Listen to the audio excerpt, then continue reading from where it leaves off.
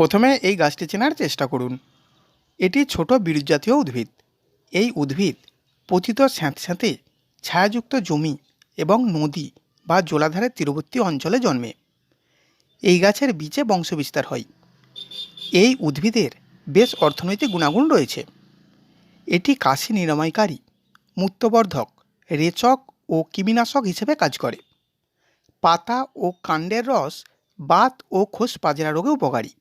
এই গাছের শুকনো পাতা চূর্ণ ক্ষত নিরাময়ে ভূমিকা রাখে।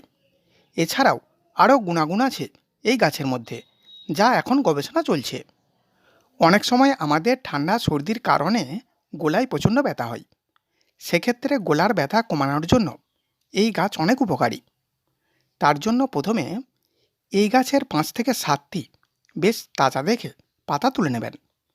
তারপর পাতাগুলি ভালো করে পরিষ্কার করে ধুয়ে নিয়ে 1 গ্লাস জলের সাথে রেখে বেশ করে ফোটাবেন এবং জলের সাথে লবণ দেবেন। জল ফুটে ফুটে যখন অর্ধেক কমে যাবে, তখন জলটি আগুন থেকে সরিয়ে নিয়ে কুসুম গরম থাকা অবস্থায় মুখে নিয়ে গার্গিল করবেন। এই উপায়টি দিনে মাত্র 3 বার করবেন। তাহলেই দেখবেন গলার ব্যথা সম্পূর্ণ সেরে যাবে। দাঁতের গোড়া অর্থাৎ মাড়ির সমস্যার সমাধানে এই গাছের গুণে দাঁতের মাড়ি শক্ত করে এবং দাঁতের ব্যথা কমায়।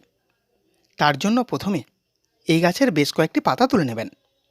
তারপর ভালো করে ধুয়ে পরিষ্কার করে হাতের মধ্যে রেখে একটু চটকে নেবেন, অর্থাৎ একটু কচলিয়ে নেবেন।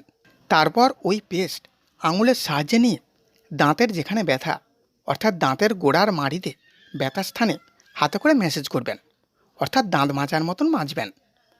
এই উপায়টি দিনে 2 বার করবেন। এর দ্বারা দাঁতের গোড়া ভীষণ মজবুত হবে এবং দাঁতের মাড়ির সমস্যা এবং দাঁতের ব্যথা সবই নিরাময় হবে। গা বমি ভাব দূর করার জন্য এই গাছের ফুল সমেত পাতা তুলে জলের সাথে ফোটাতে হবে এবং সেই জল পান করলে গা বমি ভাব বন্ধ হয়ে যাবে। যৌন উদ্দীপনা বাড়ানোর জন্য এই গাছের মূল তুলে ভালো করে ধুয়ে পরিষ্কার করে ছোট ছোট টুকরো করে কেটে রোদে রেখে শুকিয়ে নেবেন।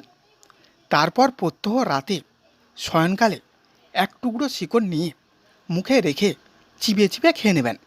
এর দ্বারা যৌন উদ্দীপনা অনেক গুণ বৃদ্ধি পাবে। সর্দিজনিত মাথা ব্যথা কমানোর জন্য এই গাছের পাতার নির্যাস দিয়ে বাষ্প নিন। তার দ্বারা মাথার যন্ত্রণা সঙ্গে সঙ্গে কমে যাবে। যে সকল মানুষদের হাঁটুতে ব্যথা হয়, তারা হাঁটুর ব্যথা থেকে মুক্তি পাবার জন্য প্রথমে এই গাছের বেশ কিছু তাজা দেখে পাতা তুলে নেবেন।